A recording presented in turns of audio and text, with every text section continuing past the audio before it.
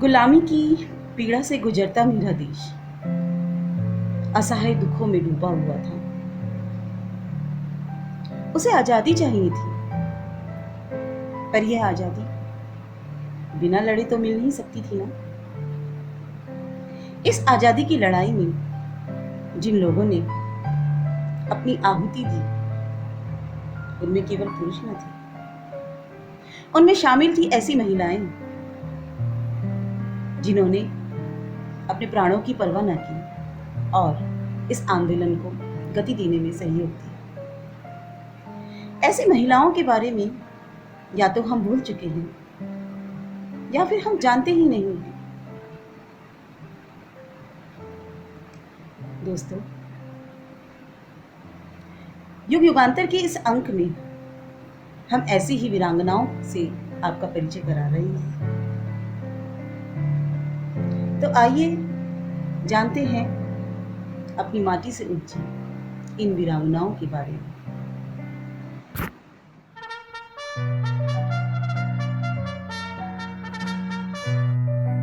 स्वतंत्रता संग्राम जोरों पर था। सभी इस संग्राम में अपना सहयोग दे रहे थे। पुरुष सामने आकर और महिलाएं अपने घरों में रहकर।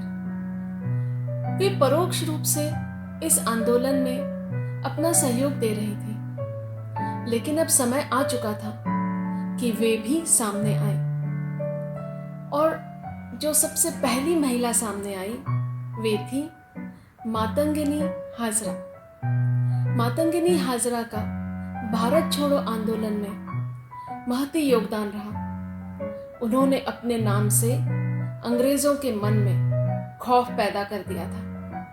अंग्रेज उनके नाम से डरते थे। उनके मात्र एक आह्वान पर लोग मर मिटने को तैयार थे। और एक दिन वंदे मातरम के नारे लगाते हुए जुलूस निकाला गया। इस जुलूस की अगवानी मातंगिनी हाजरा कर रही थी। अंग्रेज सैनिकों ने इस जुलूस पर अंधाधुंध गोलियां चलाई और उसी एक गोली पर मातंगिनी हाजरा का नाम लिखा था। उन्होंने वंदे मातरम का नारा लगाते हुए अपने प्राण न्यौछावर कर दिए।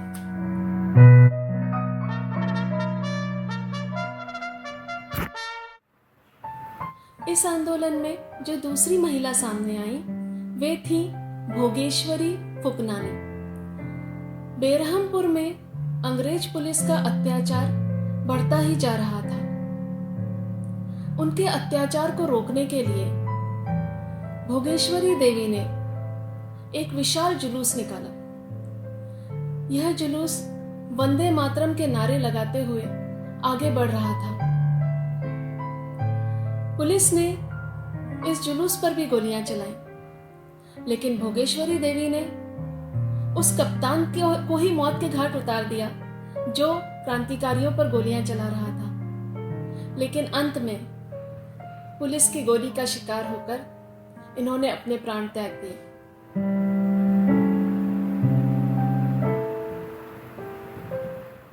हम सभी रानी लक्ष्मीबाई के बारे में तो जानते हैं, लेकिन क्या हम वेलू नचियार के बारे में जानते हैं?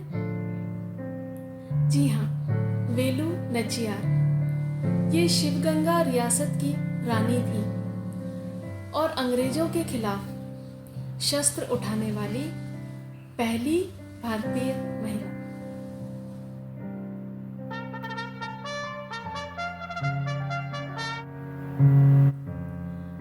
वेलू ने तीरंदाजी, घुड़सवारी और मार्शल आर्ट्स में महारत हासिल कर रखी थी। उन्हें फ्रेंच, अंग्रेजी और उर्दू का भी ज्ञान था।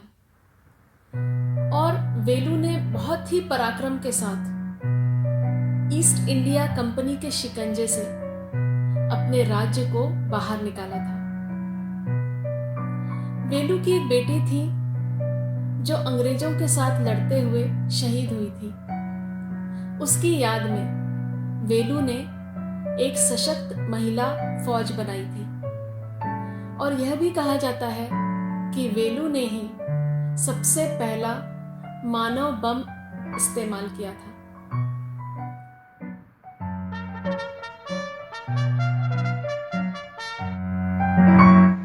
जिस देश में महिलाओं को शक्ति के रूप में पूजा जाता है, उस देश की महिलाएं वीरता में भला कैसे पीछे रह सकती हैं।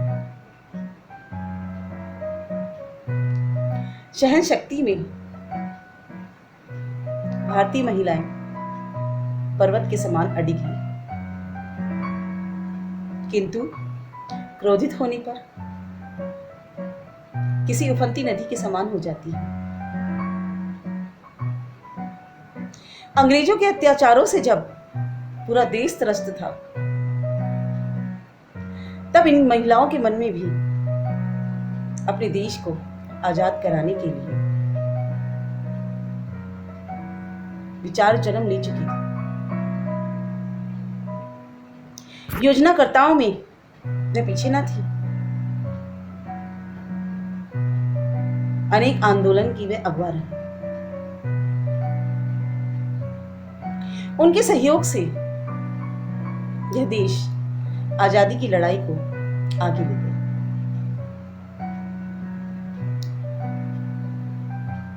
नमन करती हूं मैं ऐसी महिलाओं को जिन्होंने ऐसे नायकों को जन्म दिया, जिनकी धमनियों में रक्त की जगह आजादी की भावना हिलोरे ले रही थी।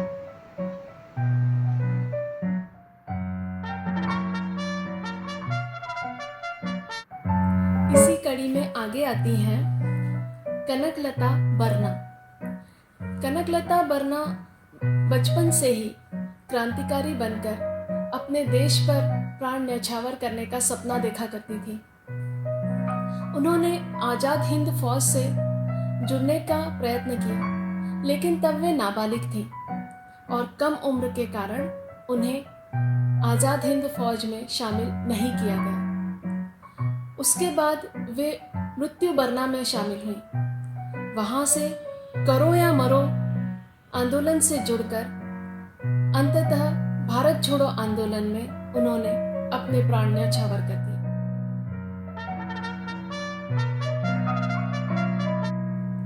काकोरी कांड के बारे में तो सभी अवगत हैं, लेकिन इस काकोरी कांड को सर अंजाम तक पहुंचाने के पीछे जो गुप्तचर थी, उनका नाम शायद ही कोई जानता हो। वे थी राजकुमारी गुप्ता। राजकुमारी गुप्ता सभी क्रांतिकारियों को गुप्त सूचनाएं पहुंचाने के साथ उन्हें शस्त्र भी मुहैया कराती थी। और एक दिन अपने 3 साल के बेटे के साथ वे अपने कपड़ों के अंदर शस्त्र छुपाकर क्रांतिकारियों तक पहुंचाने जा रही थी, लेकिन पुलिस ने उन्हें गिरफ्तार कर लिया।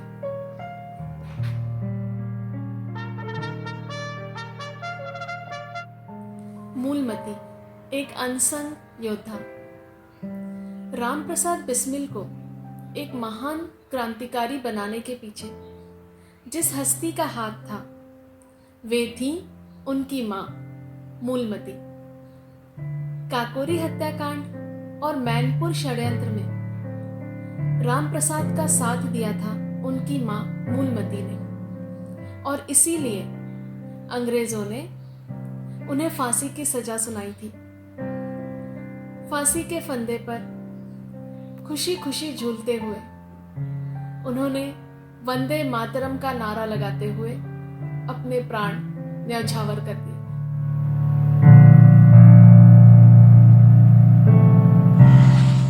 जुल्मों के खिलाफ बोलने का हौसला भारत की जनता में आ चुका था। आजादी की लड़ाई में शामिल इन वीरांगनाओं की शौर्य गाथा देश की माटी पर लिखी जा चुकी थी।